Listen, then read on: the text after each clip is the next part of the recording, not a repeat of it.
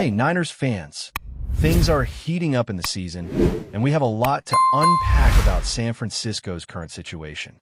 After a tough loss to Tampa Bay and the season-ending injury of Fred Warner, all eyes are on George Kittle. The star tight end is expected to return to practice this Wednesday, and everything points toward him being ready for Week 7, when the 49ers host the Atlanta Falcons on Sunday Night Football. What seemed like just another mid-season matchup has suddenly turned into one of the most intriguing games in the NFC. The Falcons shocked everyone by dominating the Buffalo Bills in Monday night's game, and now this contest carries serious playoff implications. It's hard to overstate how much a fully healthy Kittle could change the dynamic for San Francisco. Kittle has not seen game action since Week 1, where he was limited to 21 snaps against the Seattle Seahawks before a hamstring injury sidelined him. Even in that brief appearance, he made his presence felt with 4 catches for 25 yards and a touchdown in the red zone.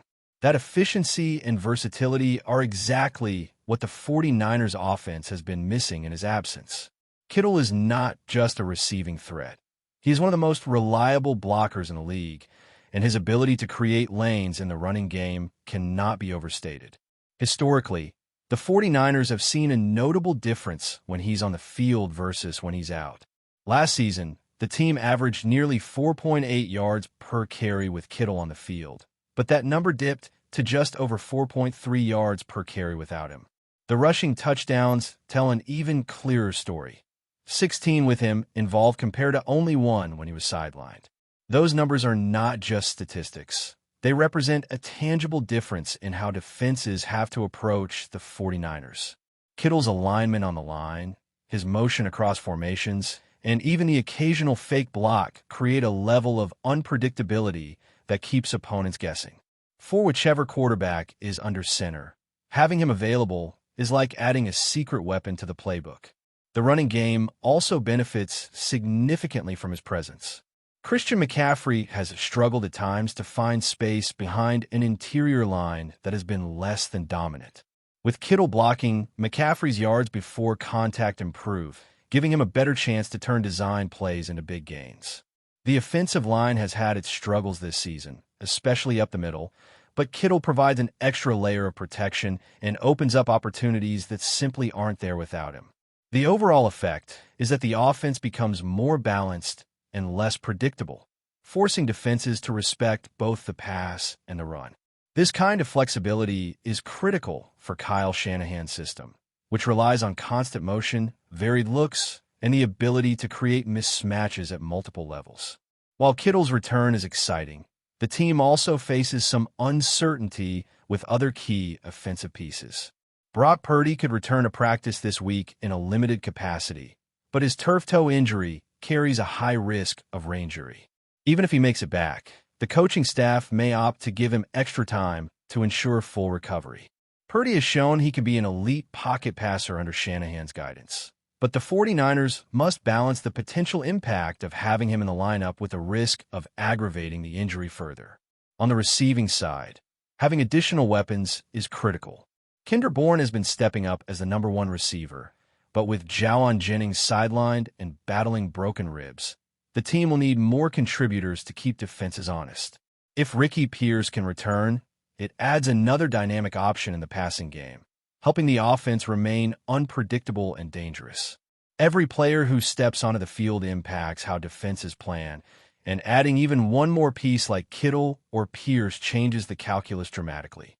Switching over to the defensive side, the loss of Fred Warner was a devastating blow. His dislocated ankle in the game against Tampa Bay required season-ending surgery, and the play itself highlighted a significant defensive breakdown. The 49ers were a man short on the field, and that lapse created the opportunity for Warner's injury to occur. Moments like that illustrate how even minor errors can have major consequences in professional football. The team must now find ways to compensate for his absence while keeping their defensive schemes effective. Malik Willis returned against Tampa Bay and contributed solidly, while Jason Pinnock, Gear Brown, and rookie Maris Eagle are competing for consistent roles in the secondary.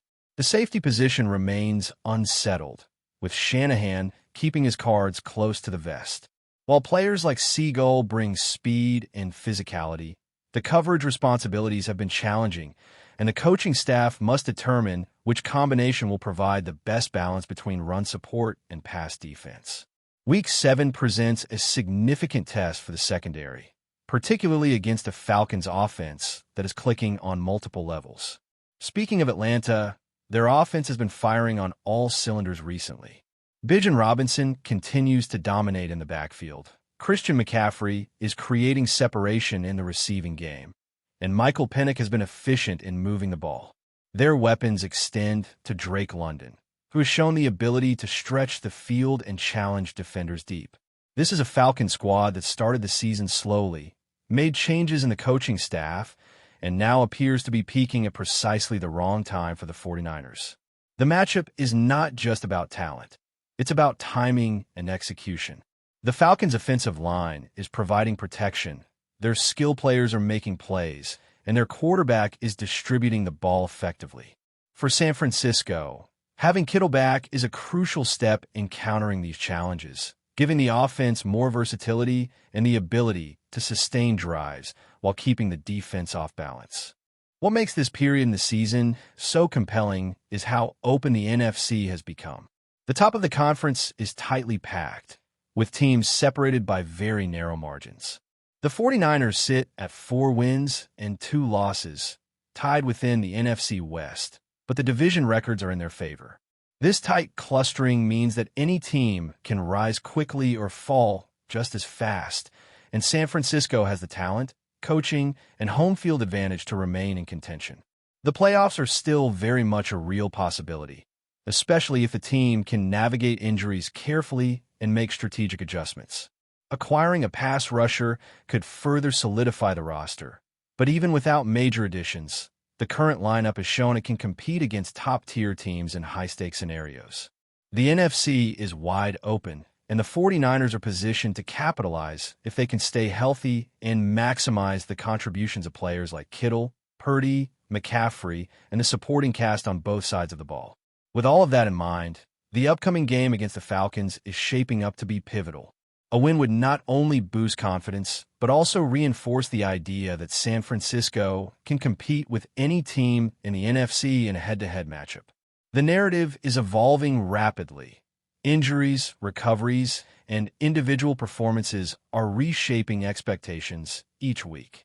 Fans should brace for a high-stakes, fast-moving contest where the margins for error are slim. Every block, every catch, every decision at the line of scrimmage will have an outsized impact, particularly when the roster is navigating the return of key players and managing the absence of others. At the same time, the coaching staff faces critical choices in managing player health, rotation, and strategy. Shanahan's approach to motion, blocking schemes, and play design will be tested like never before. The balance between protecting Purdy and activating Kittle, while also maintaining a functional defense, is delicate. But this challenge is precisely what makes following the 49ers so compelling. The team has shown resilience in previous seasons, and their ability to adapt mid-game or mid-season has often been the difference in close contests. The Falcons' resurgence adds another layer of drama, making Week 7 a must-watch event for anyone invested in NFC playoff implications. Heading into Week 7, the spotlight is on San Francisco's ability to adapt under pressure. The 49ers have faced more than their fair share of adversity, from key injuries to unexpected losses, and yet they've managed to remain competitive. The absence of Fred Warner has left a significant hole in the linebacker core, and the team has had to rely on a combination of veterans and younger players to hold the line. Malik Willis has stepped in admirably, showing speed and awareness, while Gear Brown and Mara Siegel have rotated in, trying to find consistency in the secondary. Coverage has been a particular concern, with the defense needing to balance aggressive run support with maintaining tight pass coverage. The Falcons' recent success demonstrates exactly how challenging that can be.